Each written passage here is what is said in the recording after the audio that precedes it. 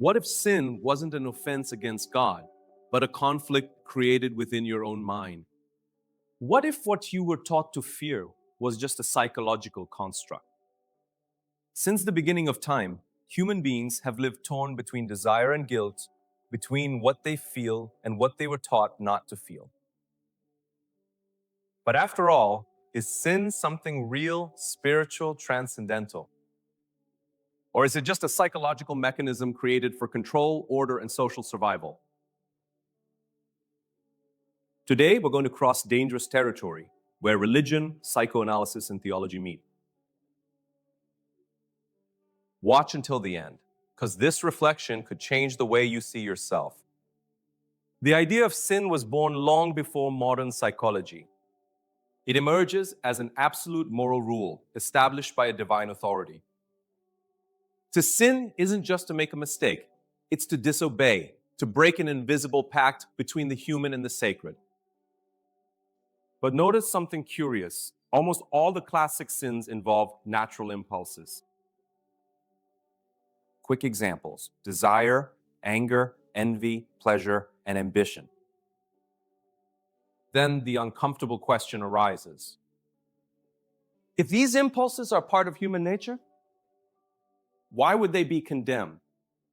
Freud said that civilization only exists because we repress our instincts. For him, guilt doesn't come from sin.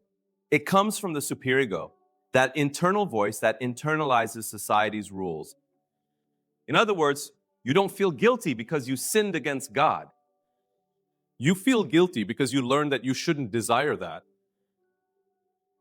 Guilt becomes an internal police officer. The more rigid the external morality, the more violent this judge inside the mind becomes. Now comes the darkest part. When someone believes they are sinful by nature, that person feels constantly indebted. And those who feel indebted are easy to control. Guilt paralyzes, shame silences, fear prevents freedom. So, is it a coincidence that many people grow up feeling wrong, broken, or unworthy, even without having hurt anyone? The question isn't what you did wrong, but who taught you to hate yourself for feeling? Be careful. Questioning the concept of sin is not defending chaos. Every society needs boundaries. All coexistence requires responsibility. The difference is here. Ethics is not guilt. Conscience is not guilt. Conscience is not fear. Maybe the problem isn't the idea of right and wrong, but turning humans into enemies of themselves.